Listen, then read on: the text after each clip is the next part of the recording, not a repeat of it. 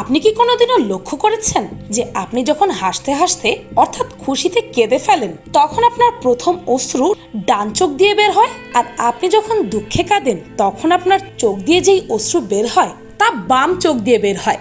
আপনি কোনোদিনও এটি লক্ষ্য করেছিলেন? বা এমন এক জায়গার নাম বলতে পারবেন যেখানকার মানুষ বিড়ালকে এতটাই ভালোবাসে যে সেখানকার মেয়রই বিড়াল? আর আপনার নাভি যদি এরকম বাইরের দিকে থাকে তাহলে আপনার 12টা বাজতে চলেছে। কিভাবে, কেন জানতে হলে পুরো ভিডিওটি দেখুন।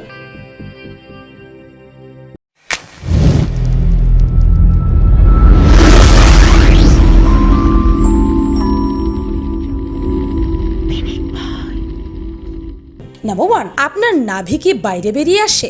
যদি তাই হয় তবে আপনার আছে অ্যাম্বিকাল হার্নিয়া রোগ। এই রোগটি আসলে কি? যখন জন্মের সময় ডাক্তার মায়ের সাথে যুক্ত অ্যাম্বিলিক্যাল কর্ডকে ঠিক মতো না কাটে তখন এমনটা হয়, কিন্তু যদি ঠিক সময় এটি শুকিয়ে যায় তাহলে চিন্তার কোনো কারণ নেই। কিন্তু যদি এটি না শুকায় এবং অ্যালার্জি, ইরিটেশন, পেইন হয় তবে ডাক্তারকে দেখাতে হবে, তা না হলে পরবর্তীতে এটি এমনও হয়ে যেতে পারে।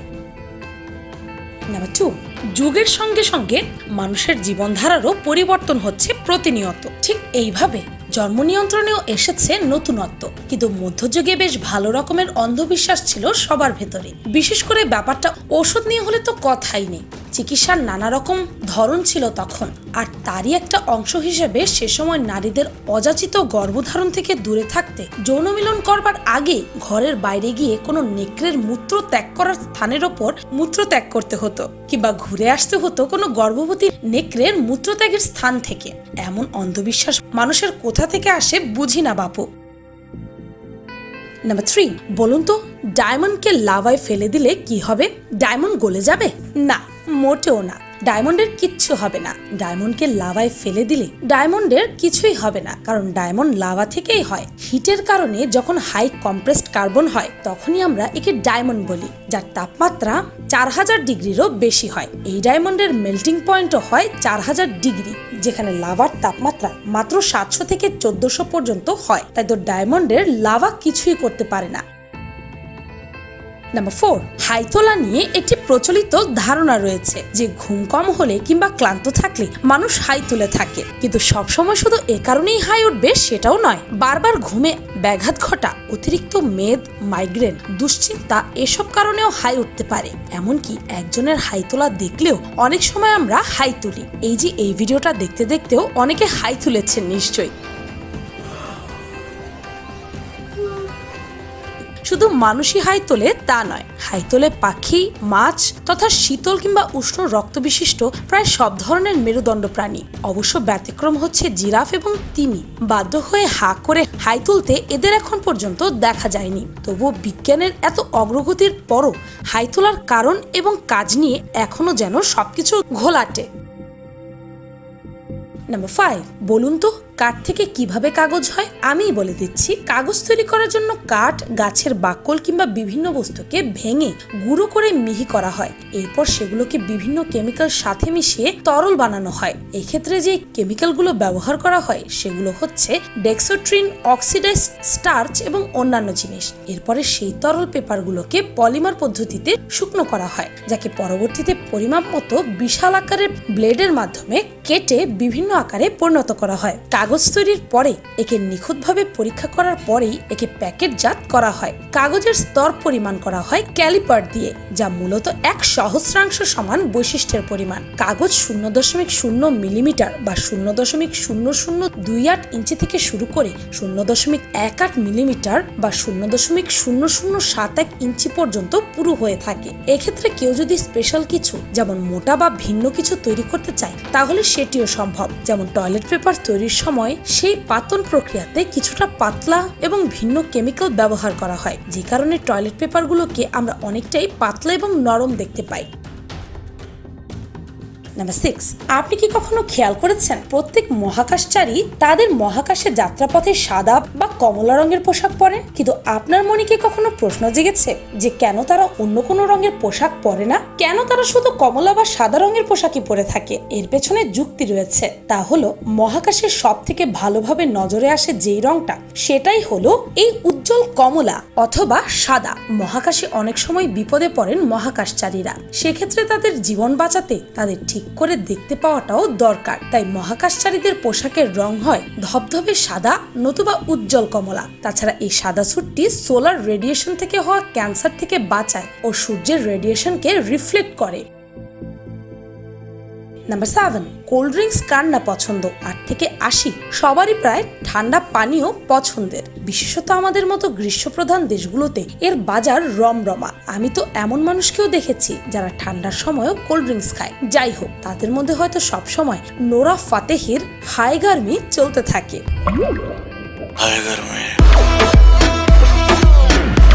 যাই হোক, তাদের কথা ছাড়ুন, কেননা কোল্ড ড্রিঙ্কস খাওয়ার জন্যই প্রতি বছর গোটা পৃথিবীতে প্রায় 1,84,000 জন মানুষ মারা যায়। তা সে হতে পারে অসময়ে, বিশেষত ঠান্ডার সময় কোল্ড ড্রিঙ্কস খেয়ে নিউমোনিয়া হয়ে বা অন্য কোনো রোগে আক্রান্ত হয়ে। আরও একটি কথা, বাজারে বিভিন্ন ফলের নাম করে যে সমস্ত দামি দামি ঠান্ডা ফ্লেভারগুলো পাওয়া যায়, সেগুলোতে 5%ও সেই ফলের রস থাকে না। বুঝতেই পারছেন কতটা ক্ষতিকর কেমিক্যালস দিয়ে তৈরি এগুলো।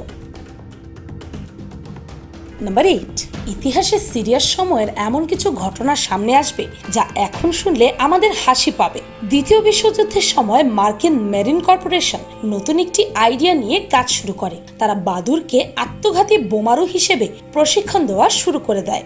বাদুরের গায়ে বিস্ফোরক যুক্ত করে এর ইকোলোকেশনকে প্রভাবিত করে তার টার্গেটের দিকে ধাবিত করা হয়। পেনিসিলভেনিয়ার একজন ডেন্টিস্ট মূলত এই আইডিয়ার উদ্ভাবক, কিন্তু অ্যাটমিক বোমকে অধিক কার্যকরী মনে হয় বাদুর বোমা যুদ্ধক্ষেত্রে ব্যবহার করা হয়নি।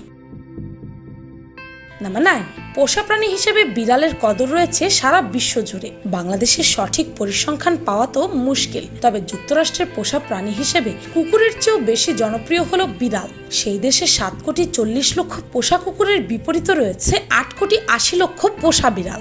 জনপ্রিয়তা এখানেই রয়ে যায়নি। যুক্তরাষ্ট্রের আলাস্কার টালকিটনা ডাউনটাউনের বাসিন্দারা তাদের মেয়র হিসেবে নির্বাচিত করে স্টাবস নামের একটি বিড়ালকে। 15 বছর মেয়র পদে থাকার পর 2007 সালে স্টাবসের মৃত্যু হয়। মৃত্যুর সময় মেয়র স্টাবসের বয়স ছিল 20 বছর। তার মৃত্যুতে শোকসন্তপ্ত টালকিটনার অধিবাসীরা শোকসভার আয়োজন করে, ছাপায় শোক প্ল্যাকার্ড। এরপর 2013 সালে মেক্সিকোর রাজধানী মেক্সিকো সিটির মেয়র নির্বাচনে প্রতিদ্বন্দ্বিতা করে মরিস নামের আরেকটি বিড়াল। শুধু রাজনীতির ময়দানেই বিড়ালরা পদচারণা করছে তা নয়, সবচেয়ে ধনী বিড়ালের সম্পদের পরিমাণও চোখ কপালে তোলার মতো।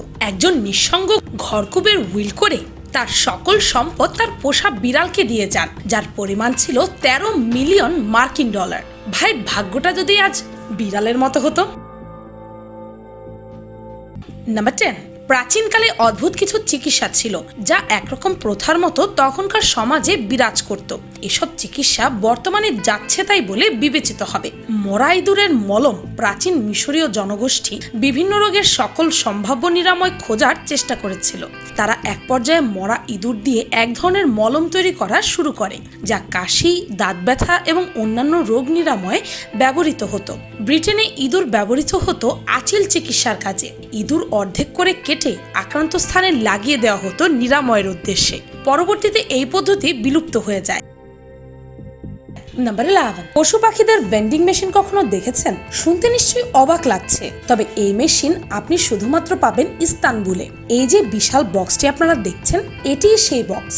এই বক্সে যদি কেউ প্লাস্টিকের বোতল দেয়, তবে বক্সের নিচ থেকে বের হয় পশু পাখিদের খাবার। কি চমৎকার উদ্যোগ, তাই না? আপনি আরো জেনে অবাক হবেন, ইস্তানবুলে এই পদ্ধতিতে প্রতিদিন 1,50,000 কুকুরের খাবারের ব্যবস্থা করা হয়।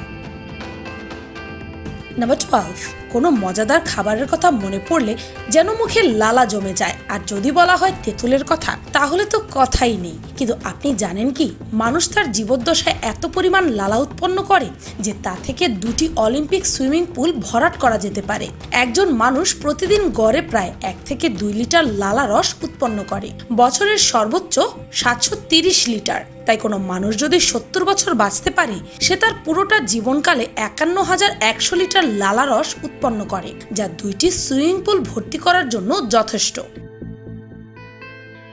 নাম্বার 13, নতুন বছর মানেই নিত্য নতুন স্বপ্ন, নতুন ক্লাস, নতুন বন্ধু, নতুন বই পাওয়ার আনন্দ। নতুন বছর ঘিরে পৃথিবী জুড়ে কত যে আয়োজন চলে। 31শে ডিসেম্বর রাতে সারা বিশ্বে 31st নাইট পালন করা হয়। আতশবাজিতে ছেয়ে যায় সারা আকাশ, যেন আকাশ জুড়ে আলোর মেলা। তবে এই নতুন বছর কিন্তু এক এক জায়গায় এক এক রকম ভাবে পালন করা হয়। যেমন প্রাচীনকালে হাওয়াইয়ান নতুন বছরের উৎসব চলতো 4 মাস ব্যাপী। সেই সময় সব ধরনের যুদ্ধ নিষিদ্ধ ছিল। মজার ব্যাপার হচ্ছে, নববর্ষ উদযাপনের এই 4 মাসে মানুষ কাজ করা বন্ধ করে দিয়ে নাচ, গান আর অন্যান্য আমোদে মেতে থাকতো। কি অদ্ভুত, তাই না? নাম্বার 14, একটু খেয়াল করলে দেখবেন যে অন্যান্য ফলের চেয়ে কলার গড়ন কিন্তু বেশ আলাদা। কলার গড়ন বাঁকা হয় কেন জানেন? কলা গাছে কলা ভূমির দিকে নিম্নমুখী হয়ে জন্মায়, কিন্তু কলা সূর্যের প্রতি খুব সংবেদনশীল। এই কারণে সে সূর্যের দিকে বাড়তে চায়, সেজন্যই তার গড়ন লম্বা না হয়ে বেঁকে যায়। এই ব্যাপারটিকে বলা হয় নেগেটিভ জিওট্রপিজম। নাম্বার 15, সবসময় সাদা অ্যাপ্রন পরে থাকলেও অপারেশনের সময় আমরা দেখে থাকি চিকিৎসকরা সবুজ পোশাক পরে থাকে। অনেকের মনে প্রশ্ন জাগে, এত রং থাকতে কেন এই সবুজ রঙের পোশাক পরেন চিকিৎসকরা? বেশিরভাগ ক্ষেত্রেই অপারেশন থিয়েটারের বিভিন্ন চিকিৎসকরা সবুজ পোশাকের ব্যবহার করেন। মাথার টুপি, মাস্কের রঙও সবুজ হয়। ওটির দেয়াল, রোগীর শয্যায় ব্যবহৃত চাদর সবই হয় সবুজ রঙের। হয়তো ভাবছেন সবুজ চোখের জন্য উপকারী, তাই কি? খুব একটা ভুল ভাবেননি আপনি। বিশেষজ্ঞদের মতে অপারেশন থিয়েটার মানে সারাক্ষণ রক্ত নিয়ে কাজ। এক একটি অপারেশনের সময়সীমাও কম নয়। এতক্ষণ একটানা লাল রং দেখতে দেখতে চিকিৎসক নার্সদের চোখ ধাঁধিয়ে যায়। সব জায়গাতেই লালচে দাগ দেখেন। দৃষ্টি বিভ্রমের ফলে অপারেশন করতে অসুবিধা হয়। তখন চারপাশে সবুজ রং ও পোশাকের সবুজ তাদের চোখকে আরাম দেয়। কেন চোখ আরাম পায় সবুজে, আর কেনই বা ধাঁধিয়ে যায় দীর্ঘ লাল রঙে? মানুষের চোখের কোনো কোষ প্রধানত 3 প্রকার রঙের হয়: লাল, সবুজ ও নীল। এই ধরনের কোষের সংখ্যা 60 থেকে 70 লক্ষ, যার মধ্যে 45%ই সবুজ রঙের। তাই মানুষের চোখ সবুজ রঙে আরাম পায়। লাল কোষের সংখ্যা সবচেয়ে কম থাকায় একটানা লাল রং সমস্যা তৈরি করে চোখে। শেখার এবং জানার কোনো বয়স হয় না, শুধুই চাই ইচ্ছে। অনেকেই আছেন যারা অল্প জেনেও সর্বসমক্ষে নিজের জ্ঞান জাহির করতেই ব্যস্ত, এবং সেই স্বল্প বুদ্ধি দিয়ে সবাইকে দেখাতে চান আমি কত বড় শিয়াল পণ্ডিত। আবার অনেকের মধ্যেই থাকে জানার ইচ্ছে। অনেক সময় দেখা যায় আমরা ভিনদেশের কিছু নিজে জানতে ব্যস্ত, কিন্তু নিজের আশেপাশের জিনিসই জানি না বা খেয়াল করি না। আগে আমাদের আশেপাশের থেকে জ্ঞান আহরণ করতে শুরু করতে হবে, তবে দেখবেন আপনিও জানতে পারবেন আরো সব ইন্টারেস্টিং ফ্যাক্টস। যদি এখনো জেনে থাকেন তবে আমাদের সাথে কমেন্ট সেকশনে শেয়ার করতে পারেন যে কোন ফ্যাক্টটি আপনার কাছে সবচেয়ে বেশি আশ্চর্যজনক লেগেছে। পিনিক পাই চ্যানেলকে সাবস্ক্রাইব করে বেল আইকনে অল নোটিফিকেশনস অন করতে ভুলবেন না যেন। শুধুমাত্র এভাবেই পিনিক পাইয়ের প্রতিটি ভিডিওর নোটিফিকেশন আপনার কাছে পৌঁছে যাবে। আর আপনাদের সবাইকে জানাই বাংলা নববর্ষ এবং পবিত্র মাহে রমজানের অনেক অনেক শুভেচ্ছা। আমি ফাল্গুনী। আজকের মতো পর্যন্তই। দেখা হচ্ছে পরের ভিডিওতে।